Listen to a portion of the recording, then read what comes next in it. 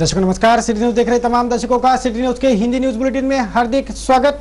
चलिए आपको रूबरू कराते हैं अब तक के तमाम खबरों से। खबरों की शुरुआत जीने की राह के साथ।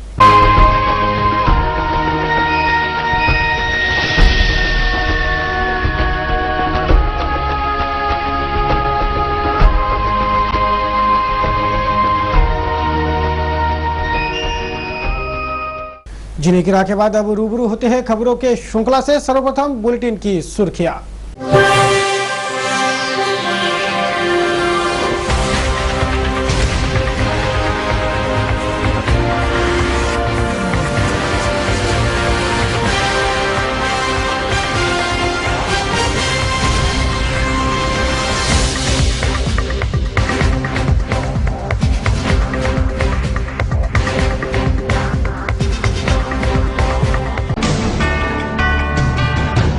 तो ये थी आज के बुलेटिन की सुर्खियां। अब देखते हैं संपूर्ण समाचार विस्तार से। चलिए करेंगे न्यूज बुलेटिन की शुरुआत। न्यूज बुलेटिन की शुरुआत करेंगे आज के आपराधिक वारदातों की खबरों से। जिले के वासनी खुर्द में एक नवविवाहिता को हाथ पांव बांधकर जिंदा जला दिया गया। 24 वर्षीय प्रणाली पर उसके ससुर ने बलात्कार का प्रयास किया। प्रणाली के विरोध पर पति, सास, ससुर इन तीनों ने उसके हाथ पांव बांधकर उसे जिंदा जला दिया। मृतक के परिजन पुलिस से न्याय की गुहार लगा रहे हैं। जिले के वासनी खुर्द निवासी 24 वर्षीय संचाली उर्फ प्रणाली किशोर वाटाने को गंभीर झुलसे हालत में इरविन अस्पताल दाखिल कराया गया। डॉक्टरों ने उसे मृत घोषित कर दिया। प्रणाली के परिजनों अनुसार उसके ससुर नाना साहब वाटाने, सास पद्मा वाटाने और पति किशोर वाटाने इन तीनों ने उसे हाथ पांव बांधकर जिंदा जला दिया। प्रणाली के ससुर नाना साहब वाटाने ने प्रणाली पर बलात्कार की कोशिश की। प्रणाली के विरोध करने पर इस वारदात को अंजाम दिया गया। पुलिस भी वारदात की गंभीरता को छिपाने में जुटी है, यह आरोप करते प्रणाली के परिजन उचित कार्रवाई की गुहार लगा रहे हैं। आशेगाव पुलिस स्टेशन की घटना है। गाव है वासनी खुर्द।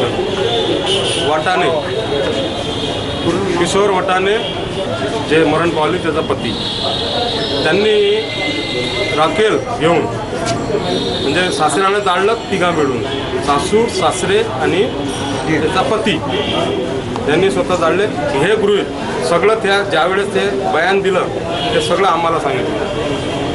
प्रत्येक गोष्टी तिने सांगितल्या की मला असं असं झालं, या पद्धतीची आहे आणि अशा पद्धतीने मला जाळलं, माझ्या अंगावर बांधून हातपाय बांधून मन आता सगळं सांगितलं तिनं ह्या पद्धतीपर्यंत सांगितलं। आता मी सांगतो तुम्हाला की सासऱ्याची नियत खराब झाली होती। ह्या मुलीनं मला आज ह्या पूर्ण सांगितलं, काल म्हणजे उद्या मी मरतो म्हणून आज सांगितलं। त्याची नियत करायचं, त्याच्यासाठी हे प्रकरण दाबण्यासाठी तिला जिवंत मारण्याचा प्रयत्न केला। हे पहिलेही असाच फिरकोड वाद चालू होता। महिला याच्यात हे टाकलं होतं, महिलामध्ये सेलमध्ये टाकलं होतं। हे प्रकरण त्यांचा पुरावा प्रूफ आमच्याजवळ अजूनही हाजीर आहे। तर हा अशी घटना आहे, वासनी खुर्द ह्या गावाची घटना आहे। त्या मुलीला त्याचा भयानक त्रास होता पैशासाठी, किंवा तसं मुलगी जर झाली तर तुम्ही ठेवणार नाही घरात, किंवा तिला मारछळ नेहमी 8 दिवसाच्या भांडणं। त्यांनी शेवटी मला बोलावलं, तुमची मुलगी अशी करते। गेलो म्हटलं तुमचं वातावरण तुम्हीच मिटवा। तर ते म्हणे मी तुला एखाद्या दिवशी चटणी करून ठेवून केलीच त्यानं चटणी करून ठेवून म्हणे मला जर काही बोलली बिल्ली तर किंवा मला माझ्या पोराला त्रास दिला तर काहीच त्रास नव्हता तो। मुलगी झाली तर ते मला म्हणे मुलगी पाहिजे नाही म्हणे, तू मुलगी घेऊन जा। मुलगी पाहायला नाही आलं कोणी मॅडम ना, कोणीच नाही। आमच्या इथं होती, घरी होती मुलगी, ते 6 महिने मुलगी झाल्या तर तिचे वडील नाही आले, मुलीचे सासरे नाही आले, किंवा ते हे बाई बी नाही। मागणी मला शेवटपर्यंत त्याची केस खारीज नाही झाली पाहिजे, ही माझी मागणी आहे। आणि ते कटोकट त्याची शिक्षा झाली पाहिजे। आणि जे माझे इतकं आतापर्यंत नुकसान झालं याची संपूर्ण भरपाई भेटली पाहिजे। कारण आमच्यावर अत्याचारच तसा झाला। हे मुलं आहे माझे, 2 मुलं आहेत, लग्न व्हायचे आहे। हिनं बट्टा लावून दिला आम्हाला। पोलिसनं काही कारवाई केली नाही। शेवटी ते बाई फरार होती, पद्मा नाना वाटाने फरार असताना त्याचा तपास आम्ही काढला। त्यावेळेस यानं अरेस्ट केली। आम्ही सांगितलं तोपर्यंत काहीच नाही, तपास नाही, काही नाही, काहीच नाही। ही मुलगी रोडवर सोडून दिली आमची लहान बाळ। त्या बाईनं खूप लावलं घराले कुलूप लावून रातचं दोघंही जण फरार झाले, तिचा देर आणि ते बुडी आई. शराब के नशे में पत्नी का एंगल मारकर सिर फोड़ने वाले आरोपी सचिन सूर्यवंशी को पुलिस ने नामजद कर लिया है। 27 वर्षीय जया सूर्यवंशी को गंभीर जख्मी हालत में इरविन अस्पताल में दाखिल करवाया गया था, जहां उस पर उपचार जारी है। पुलिस आगे की जांच में जुटी है। सियाराम नगरात असतो, जय सियाराम नगरात. कोणी मारलं बाई तुम्हाला? नवऱ्यानं का बरं मारलं? दिवाळीचं जसं पसारा काढला आम्ही ना, तर मी म्हटलं तुम्ही दारू पिऊन आले, तर म्हटलं आता हे दिवसभर केव्हा करून आपण. बाहेरून घरात नेला आणि इंगल घेतली आणि रपारप 2 इंगल मारले. मग तुम्ही पोलिसला कंप्लेंट केली का? नाही, कोणीच नव्हतं. मग बाजूचे आले, त्याईनं दवाखान्यात आणलं सर. दर्शकों, न्यूज बुलेटिन में अब आगे बढ़ेंगे। अब करेंगे शहर के राजनीतिक, सामाजिक और अन्य सम्मिश्र खबरों की समीक्षा। महाराष्ट्र विधानसभा चुनाव के चुनावी परिणाम जाहिर हो चुके हैं। ये चुनाव अस्तित्व की लड़ाई का अखाड़ा बना था। कई दिग्गजों को इस चुनाव में करारे हार का सामना करना पड़ा है। अमरावती जिले के 8 विधानसभा क्षेत्र की बताएं तो कुल 135 प्रत्याशी चुनावी अखाड़े में थे, जिनमें से भाजपा के 4, कांग्रेस के 2 और 2 निर्दलीय, ऐसे 8 प्रत्याशियों की मतदारों ने दिवाली करवाई, तो बचे 127 प्रत्याशियों का दिवाला निकाला। कईयों दिग्गज तो अपना डिपॉजिट तक बचा ना पाए। महाराष्ट्र और हरियाणा राज्य के चुनावी परिणाम रविवार की दोपहर 50 जाहिर हो गए। दोनों राज्यों में भाजपा सबसे बड़ी पार्टी बन उभरी। हरियाणा में पहली बार भाजपा स्पष्ट बहुमत के साथ निर्वाचित हुई, तो महाराष्ट्र में 123 सीटें जीतकर भाजपा ने कमल खिलाकर दिखाया। इस चुनावी कुरुक्षेत्र में इस बार का चुनावी मैदान अस्तित्व की लड़ाई का अखाड़ा बना था। दिग्गज प्रत्याशियों की प्रतिष्ठा दांव पर थी। पल पल बढ़ता आंकड़ों के खेल का रोमांच कईयों की धड़कनें बढ़ा रहा था, लेकिन जब चुनावी अंतिम आंकड़े जाहिर हुए, तब कई दिग्गजों को बड़े बड़े झटके लगे। अमरावती जिले की बात करें तो जिले में 8 विधानसभा क्षेत्र है। इन 8 विधानसभा के चुनावी मैदान में सभी राजकीय दल पहली बार स्वबल पर चुनावी मैदान में रहने से दिग्गज प्रत्याशियों समेत कुल 135 प्रत्याशी चुनावी मैदान में अपना दांव आजमाने उतरे थे। जीतना तो 8 को ही था, लेकिन यह 8 कौन, यह चुनना मतदारों को था और मतदारों ने चुना भी। जब अंतिम आंकड़े आए तो कई दिग्गजों को जोर के झटके लगे। जिले में अमरावती, दरियापुर, मेलघाट और मोर्शी, इन 4 सीटों पर भाजपा का कमल खिलाया। बडनेरा और अचलपुर में निर्दलीयों ने बाजी मारी। जिले में शिवसेना का सफाया हो गया, तो कांग्रेस तिवसा और धामनगांव, यह 2 सीटें हथियाने में कामयाब हो गई। आघाड़ी एवं युति पहली बार भंग होने से यह चुनाव कई मायनों में अभूतपूर्व साबित हुआ। सभी प्रमुख राजकीय दलों में बिखराव व अंतर्गत कलह के चलते बड़े पैमाने पर मतों का विभाजन हुआ। इतना ही नहीं तो प्रत्याशियों की भारी भीड़ लग गई थी, जिनमें से एक को चुनना बड़ा रोमांचकारी सिद्ध हुआ। व नोटा के अधिकार का भी मतदारों ने खुलकर प्रयोग किया। हजारों ने सभी प्रत्याशियों के मुखालिफत मतदान किया। रविवार को विधानसभा चुनाव के परिणाम जाहिर हुए। चुनावी परिणाम जाहिर होते ही विजयी उम्मीदवारों की भव्य विजयी रैलियां रविवार को जिले में निकली। जीत के खुशी में हजारों ने जमकर खुशियां मनाई, ढोल बजाए, आतिशबाजी कर अपनी जीत का परचम लहराया। विधानसभा के चुनावी कुरुक्षेत्र के फैसले की घड़ी, मतगणना शुरू हुई, आंकड़े आने लगे और पल पल रोमांच भी बढ़ता रहा। जब अंतिम आंकड़े आए तो विजयी प्रत्याशियों की खुशियां द्विगुणित हो चुकी थी और विजयी प्रत्याशियों के समर्थकों की भी। अमरावती निर्वाचन क्षेत्र में कांग्रेस के दिग्गज प्रत्याशी राव साहब शेखावत को पराजित कर उनके कट्टर प्रतिद्वंदी डॉक्टर सुनील देशमुख ने कमल खिलाया। फिर क्या, जल्लोश ही जल्लोश।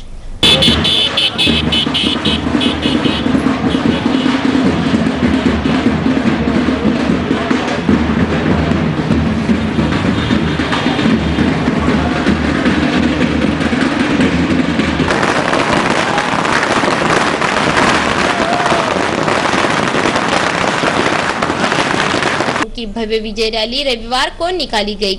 हजारों समर्थक इस विजय रैली में जमकर नाचे और जीत की खुशियां बांटी।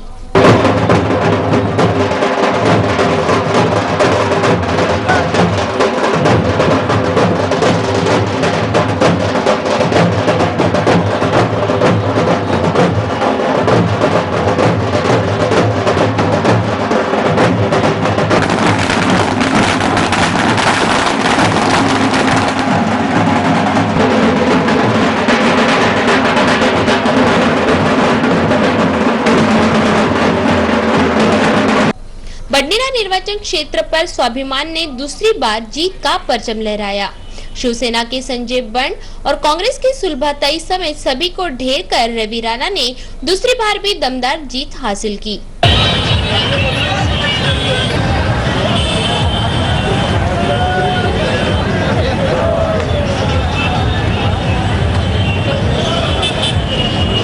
युवा स्वाभिमान के सैकड़ों कार्यकर्ताओं ने इस जीत का जश्न मनाया। रवि राणा और नवनीत राणा का भव्य विजय जुलूस रविवार को निकाला। मतदारों के आभार मानते और मतदारों के अपेक्षाओं पर खरा उतरने का वादा करते रवि राणा और नवनीत राणा ने मतदार क्षेत्र के नागरिकों को आश्वस्त कराया।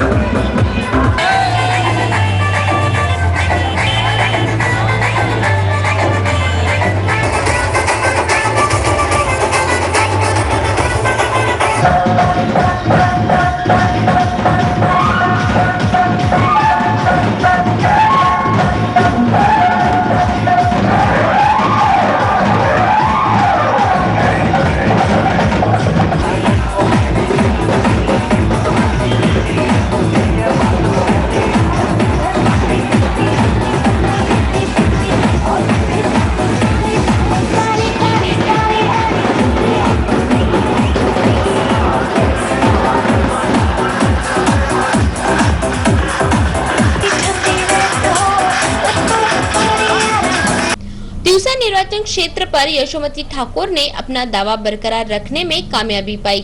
इस बार भी यशोमती ठाकुर मतदारों के भारी वोट पाकर विधायक निर्वाचित हुई।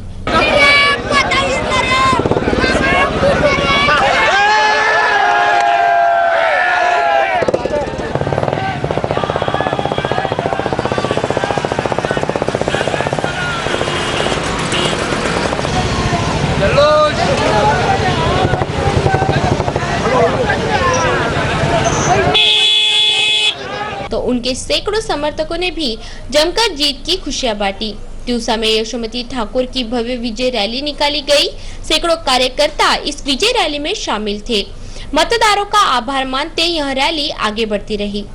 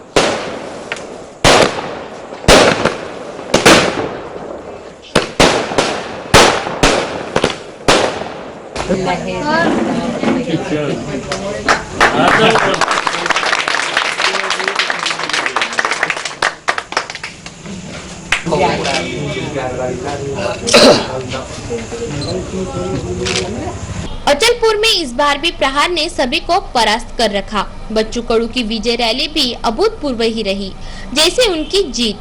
हजारों प्रहारी बच्चू कडू इनकी विजय रैली में मतदारों का आभार मानने शामिल हुए थे।